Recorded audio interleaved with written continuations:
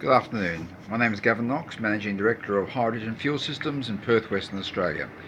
Here we have a modification of the Generation 20 system. You can see the gas production is really quite exceptional.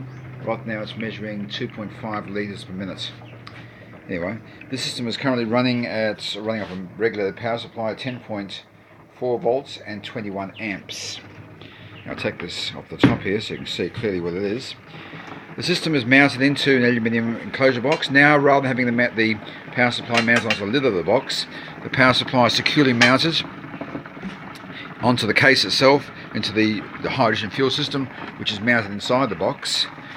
Everything is mounted quite securely with tie-down straps, nut inserts in the base of the box, pumping device, as you can probably see there, and the recycling container here. The recycling container is 3 litres, currently running, or according to this meter, is actually 19 amps, not 21 amps.